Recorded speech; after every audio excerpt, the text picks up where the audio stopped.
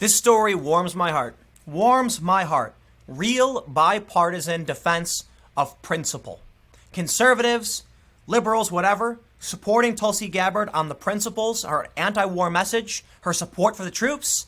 And my God, to see conservatives saying, I don't agree with Gabbard's policies. I think she's, far left and they, criticize her for that. But really understanding she's a principled individual and she's correct on foreign policy, and coming to her defense after the media tries to smear her and lie about her and push her down and attack her. And it warms my heart. I'm like, thank you, conservatives, for sticking up for Gabbard and pushing back on a corrupt media and Democrat establishment that would marginalize the people we, moderates and true principled liberals, we believe in. From Yang to Gabbard, being marginalized so far, we saw it coming. And now the conservatives coming out and saying, that's wrong, and we got your back. I'm like, it warms my heart. Check this out. This is from the American Conservative. Memo to Trump. Trade Bolton for Tulsi. I can only assume the American Conservative is a conservative outlet. It's fully rated across the board from NewsGuard of credibility. And actually, I want to see how they describe it in terms of viewpoint. They say it is news, commentary, etc. from a perspective that opposes big government and foreign military intervention, advocates for individual rights, and what it considers traditional family values. Pretty darn conservative. And of course, in terms of support for the troops and opposing foreign intervention, that is very conservative. And so Gabbard is speaking to an issue that I think really is bipartisan. Even Tucker Carlson agreed. And that, to me, I'm like, this is why I think she's a candidate that really could speak to people who are conservative. And even though you might disagree with her policies, begrudgingly be like, well, you're at least a Democrat, I think, that, is willing to communicate effectively and talk. She's someone who's willing to stand on principle. Check this out. This story is basically saying Donald Trump get rid of Bolton, bring on Tulsi. And I'm like, yes, that would be great. Bolton gave like a speech where he was like, we're going to stand in Tehran and celebrate independence. I'm like, whoa, dude. America should not be sending our resources and assets to a foreign country for, look, I'm going to stop myself and say this. I get foreign policy. I get the Qatar-Turkey pipeline, the conflict, the natural gas, Gazprom. There's a bunch of stuff going on in the world. A lot of people don't know, liberals and conservatives. And it makes for a very complicated structure in terms of how war is forming. But I'll tell you what.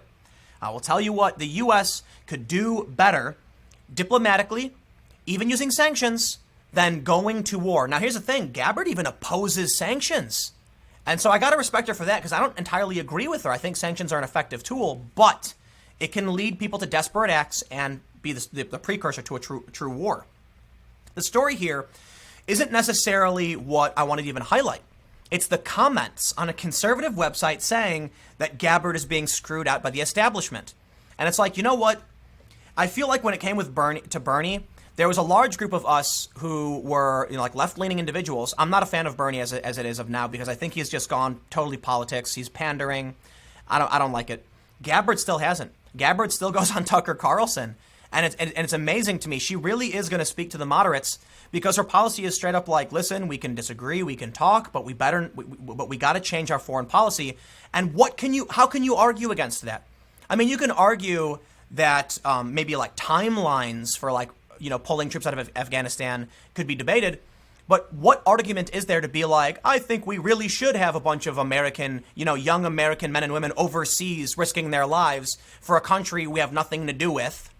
That argument she had with Tim Ryan was spectacular when he was like, they're flying planes into our buildings. And she's like, no, they aren't. That was Al-Qaeda. And it's like, yeah, roast them. And then she said, I want you, or she said something like, he said that, we just need a presence there. And she goes, are you going to tell the parents of those, the two parents of the young man who lost his life that we just need a presence? It's unacceptable. And I'm just like standing up and clapping, like spot on. My grandpa was a Marine. My dad was a Marine. My brother's in the Army. I'm not a military person, but I have tremendous respect for the people, whether they're doing it for a career or they're doing it because they truly believe in self-sacrifice, who risk their lives or at least do the jobs domestically or internationally that aren't as risky. Because I recognize it's not all risking your life. It's not all combat. There are people who are like working in, an IT center for the Army. But I recognize you're doing a service that benefits us in a lot of ways. And Gabbard is standing up for these people, but also for us to not waste our resources in these ridiculous regime change wars that we've been doing nonstop forever. It's amazing because I imagine a lot of the arguments about funding would end if we were like, let's stop building war machines. Like, you know, actually, I'll say this. We do want a strong military, and we do want strong military technology. So I'm not necessarily saying take all the funding away from development and defending our borders.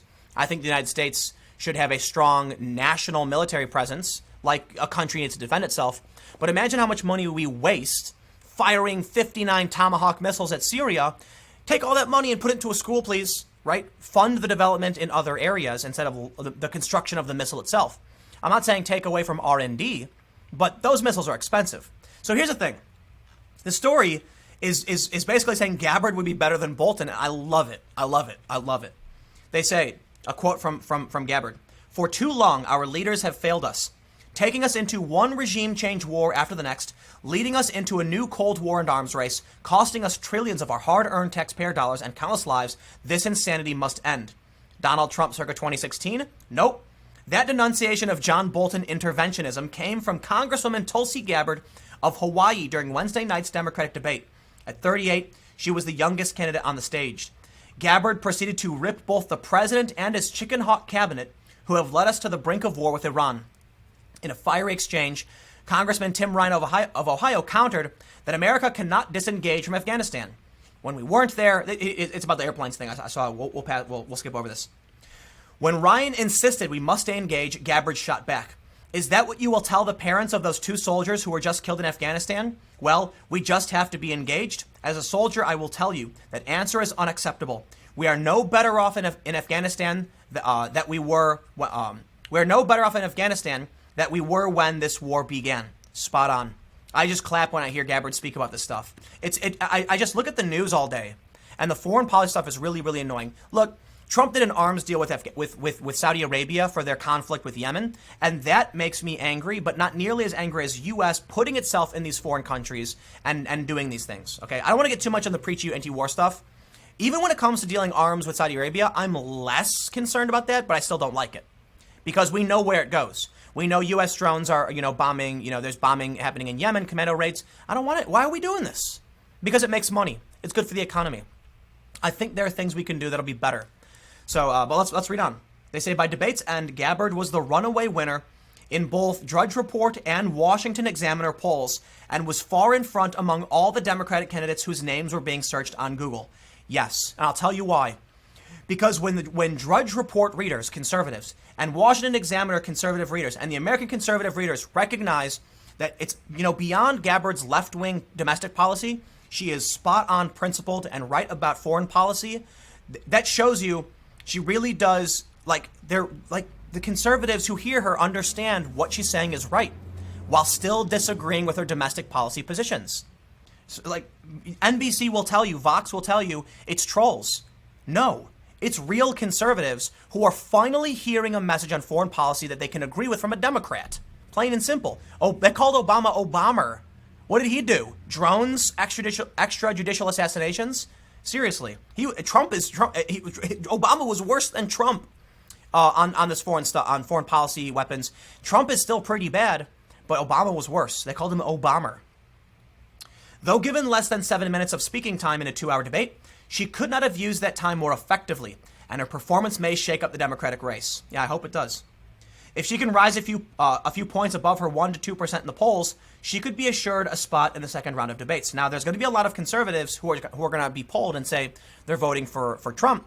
But think about the independents who are not going to be like, I'm considering Gabbard. They get her in that second debate, and they force a conversation about American foreign policy. If she is, moderators will now go to her with questions of foreign policy issues that would not have been raised without her presence, and these questions will expose the hidden divisions in the Democratic Party. Leading Democratic candidates could be asked to declare what U.S. policy should be, not only toward Afghanistan, but Iraq, Syria, Yemen, Saudi Arabia, Israel, Jared Kushner's deal of the century, and Trump's seeming rejection of the two-state solution. If she makes it into the second round, Gabbard could become the catalyst for the kind of globalist versus nationalist debate that broke out between Trump and Bush Republicans in 2016, a debate that contributed to Trump's victory at the Cleveland Convention in November. And I want to point this out too. The reason I want to do this video is I hope to all the Trump supporters, conservatives, and even moderates who wonder why I would support Gabbard, I think you're seeing a lot of points brought up here by conservatives that should make it better, easier to understand. I disagree with a lot of her domestic policy, especially like the $15 minimum wage, right? But think about her policy on anti-intervention. It's particularly nationalist. It provides an argument for how we can redirect our funding away from funding foreign governments and back towards America. It's an America first idea, right? So there's an overlap there. And this article, when I saw the American Conservative writing about this, and I want to go to the comments too, because I don't necessarily know how the comments will favor it. There's 22. Someone said, Pax, Tulsi can win and win in these debates, but mainstream media will ignore her, just like they did Ron Paul. The party of war does not want an intelligent veteran who has been up close and in person with the carnage of war and one who truly speaks for America. All I see are pictures of the San Francisco treat, albeit Miss Kamala Harris, the worst possible presidential candidate. She makes Bernie look like Milton Friedman. Go, Tulsi, a good article. Seeing these comments from conservatives, I'm just like, there really is a path forward, and we know what the real problem is. And this is an example of exactly where my politics are and why I'm critical of the Democrats in the way I am. So to every progressive who questions how Tim Pool is not really on the left and how his videos are only ever critical of Democrats, right, you can see it here from these people. Crazy Uncle said, I couldn't agree more with your comment. I was going to post something similar, but you already said what I was thinking. I do hope that Tulsi can continue in the debates, but I'm afraid that she will be eliminated from the field due to her anti-war rhetoric. It's also obvious this morning which candidate the MSM is going to push forward, Kamala Harris. Other candidates like Sanders and Warren have more developed policy platforms, but the MSM's handlers want politicians they can control. It's crazy. Look at this. Calling her the one sane candidate with respect to foreign policy. She supports social policies, which in the U.S. far too often intentionally are confused as socialism to invoke outrage. Such policies are mostly considered to be the norm in most developed countries like Western Europe. She refuses to unconditionally support Israel, which already resulted in anti-Semitic smear campaigns by Zionist organizations. We go on. If she is a one-issue candidate, then her issue trumps all other issues. I happen to live within 50 miles of 2 military bases and 1 missile plant. All 3 facilities are already high on any nuclear war target list. Tulsi's election might/would make the probability of nuclear war far lower. I would like my small children to have the opportunity to grow old. This is exactly what I'm talking about. I don't want to be preachy because you guys know I supported Gabbard, but this is an example of why. I feel like the one issue candidate, her issue for me, goes above most things. I got to be honest. When it comes to like arguments, it's for me, it's anti-war and it's liberty. And this is why a lot of my friends are like Ron Paul libertarians. I am on the political compass on the left libertarian spectrum, as are most of my friends. I believe we need a cooperative economy. To an extent, I believe in a mixed economy. I lean a little left on a lot of policy issues, but towards the libertarian spectrum in that freedom and liberty for all, respect for the individual, and no war. And this is where I grew up. So it's funny because on the left libertarian side of where my policies lie, there absolutely is a place for government programs, social programs, just not authoritarian ones. It's a really difficult position to hold. It's true. And to many, it seems contradictory. I don't believe we should have forced programs like abolishing all private health insurance. That takes away the choice of the individual. I believe the ability to opt into a public option makes a lot of sense. Give people the option, right? Create a program. I guess the difference between me and like my friends who are like center-right libertarian is trust in the ability of government to pull something off. I do believe there's a way for government to get things done, and I'd like to aim for that while not forcing anybody to be involved in my programs. Ron Paul made a really great point. He said, in this country, I'm paraphrasing, I believe it was Ron Paul, in this country, anybody can go anywhere and create their own socialist city or town or commune. Why don't they do it? They just want to take resources from you. And I'm like, I completely agree. Right? If I wanted those socialist policies, I'd go off into an unincorporated area of Maine and start a town and invite people to come and we can pool our resources. But I don't. I actually think for the most part, we need to pull back a lot of the government programs we have and restructure them, but I'm okay with them existing. It's a really difficult position. Trust me, it is.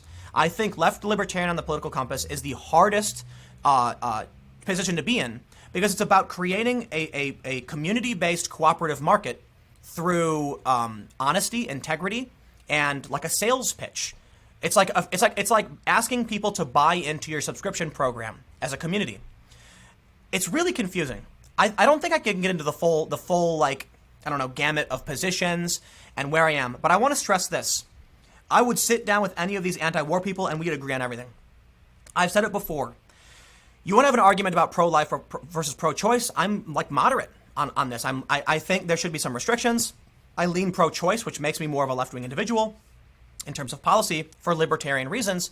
And there are other positions where I'm kind of like, I'm not that smart. But when it comes to morality, I am 100% at a philosophical level, to the root, the core of my being, opposed to the death penalty. And along with that comes extrajudicial assassinations and war. I oppose them outright. I can only really explain it in that capacity. When you ask me about certain policy positions, like, wage increases or whatever, I can say, like, I think it shouldn't be this way. My feeling, my gut goes this way, and I think based on what I know, I'll say this, and that's my opinion. But my feelings aren't ridiculously strong about it, right? I'll be like, I think it's a bad idea, I think, here's why I think it's a bad idea, we should consider this. But when you come to me and say death penalty, I'll say never. Never. If there's no amount of money you would ever get to have me end someone else's life, no matter what. And I get it. It's contradictory in terms of the pro-life abortion stuff. It's a really, really complicated position. The abortion situation brings me to a position where you have two individuals requiring each other's cooperation. And I don't know how to rectify that, so I err on the side of liberty, which would be the individual's choice. I completely disagree with abortion in a lot of ways.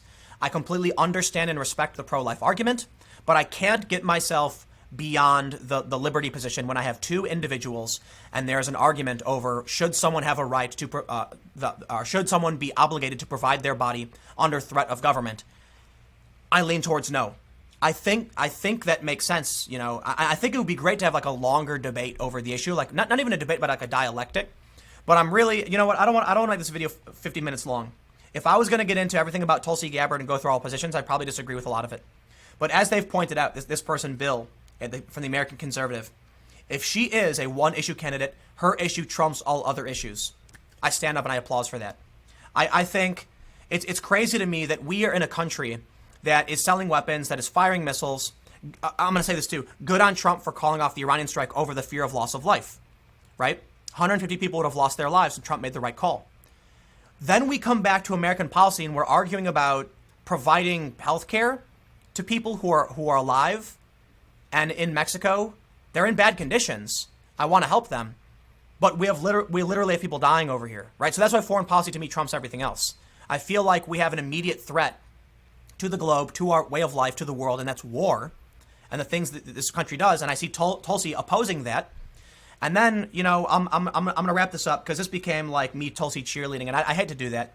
But to all of these conservatives who have defended Tulsi on her positions and her right to speak and have pushed back on the smears and the lies, I give you an internet hug and a fist bump, and I appreciate it wholeheartedly. I really do. This article warms my heart.